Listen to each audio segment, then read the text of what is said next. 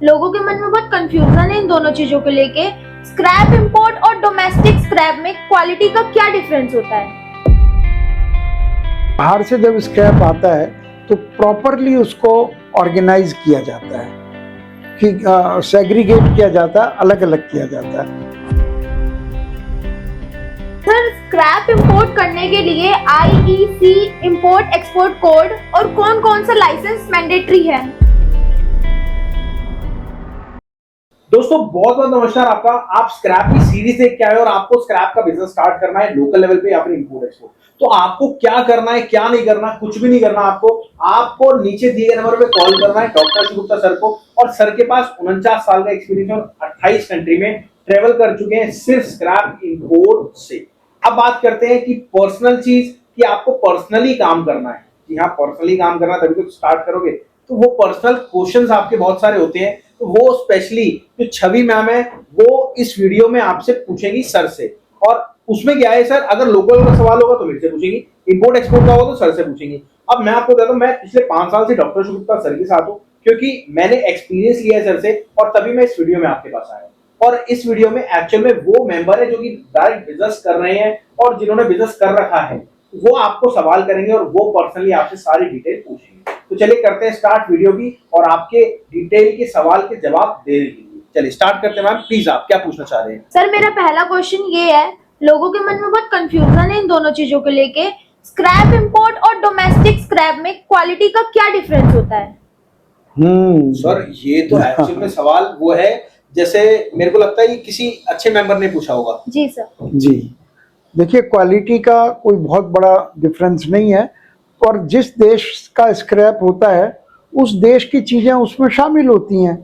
India में बहुत local scrap बहुत निकलता है, क्योंकि लोहे की चीज़ें बहुत, बाल्टी है और कुछ किचन के आइटम है, साइकिल है, ये है, कुर्सियाँ, चेयर, ये सब तो इस तरह का निकलेगा।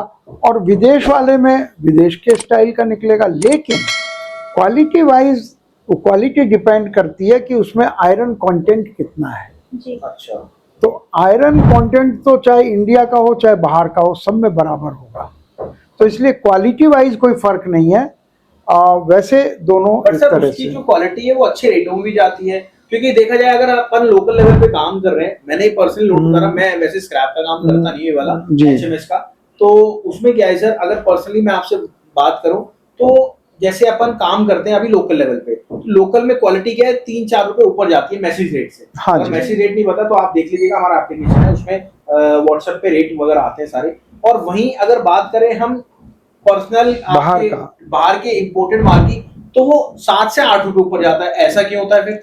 देखिए, बाहर से जब स्क्रैप आता है तो प्रॉपरली उसको ऑर्गेनाइज किया जाता है कि सेग्रीगेट किया जाता है, अलग अलग किया जाता है। तो जो बाहर से आएगा वो एक जगह एक जैसा होगा, होमोजीनियस होगा, इसलिए उसके रेट बेटर होते हैं। और यहाँ वाला मिक्स होता है, तो जो फैक्ट्री को उसको पहले अलग करना पड़ेगा, इसलिए उसका रेट थोड़ा सा कम होता है। अदरवाइज तो दोनों स्क्रैप है। दोनों स्क्रैप है जी। बट सर ऐसे हर मेटल में होता है ये?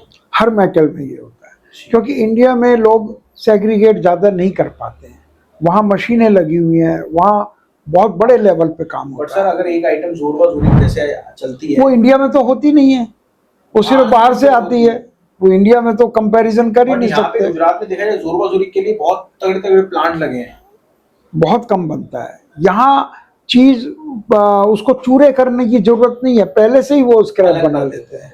वहाँ टाइम नहीं है, इसलिए उसका जोरबा जूरी बनाया जाता है। बिल्कुल। नेक्स्ट सवाल जी सर, स्क्रैप इंपोर्ट करने के लिए आईईसी इंपोर्ट एक्सपोर्ट कोड और कौन कौन सा लाइसेंस मैंडेटरी है? ये तो बहुत बड़ा सवाल आ गया है। ये सिर्फ क्वेश्चन अगर आपने इस वीडियो में देख लिया ना, तो मैं कह रहा हूँ आगे और पीछे कोई फायदा नहीं, इस टॉपिक पे आप कवर कर लेना, क्योंकि ये लाइसेंस सर और मैं पर्सनली डिस्कस करेंगे आपके लिए और आपको पूरा बताएंगे क्या क्या चीज चाहिए। चलिए जी राहुल जी, पहले तो आईईसी का मतलब ये है import and export code number. बिल्कुल। तो जो भी इंपोर्ट या एक्सपोर्ट करना चाहते हैं किसी भी आइटम का, तो सरकार उन्हें कोड नंबर अलॉट करती है जी। एक अकाउंट नंबर अलॉट करती है। अच्छा, कईयों का एक मिथ होता है सर कि बहुत महंगा मिलता है, नहीं नहीं, कितने का ऐसा मिलता नहीं है? है।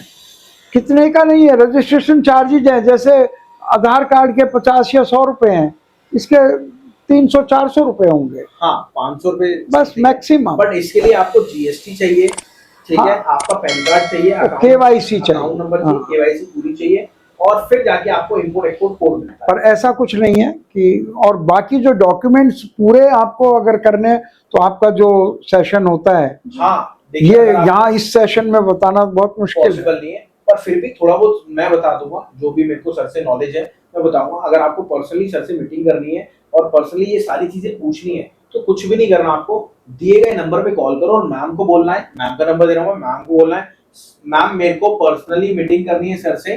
तो मैम, आपको याद है कोविड टाइम में बच्चे पढ़ा करते थे पर्सनली लाइव जूम मीटिंग, हाँ जी। तो वो पर्सनली आप आ जाएंगे, उसमें डिटेल आएंगे और पर्सनली सर से आप सवाल जवाब करेंगे। बिल्कुल। और अब ये समझ लो, आपके आईसी कोड तो हो गया, बट और क्या क्या डॉक्यूमेंट्स आप नोट कर लो, लिख लो, मैं आपको बता रहा हूँ, क्योंकि यहाँ पे आपको चीजें समझ में आनी चाहिए, चीजें बताने आनी चाहिए, और चीजों को उस ग्राफ में आपको अपने अंदर बसाना है, क्योंकि आपको काम करना है, आगे से कल को किसी से पूछने की जरूरत ना पड़े।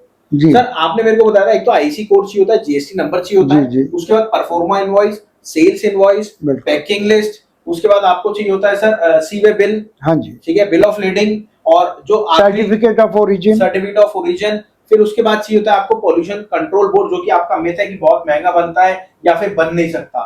कोई पार्ट नहीं है, इजी पार्ट है, वो आपको हम पूरा कंसीडर कर देते हैं कैसे आपको बनाना होता है। उसके बाद आपको चाहिए फॉर्म 6 और फॉर्म 9 और फॉर्म 16, तो ये सारी डॉक्यूमेंट चाहिए। और पर्सनली मैं आपको कहता हूँ सर, डॉक्यूमेंट भी चलो मैंने बता दिया, आपको क्या लगता है आप कर लोगे?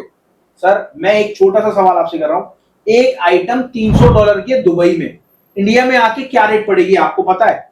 आपको वो चीज पता ही नहीं होगी। तो उस चीज को करने के लिए आपको उस मेंबर की गाइडेंस चाहिए जिनको ऑलरेडी काम आता है।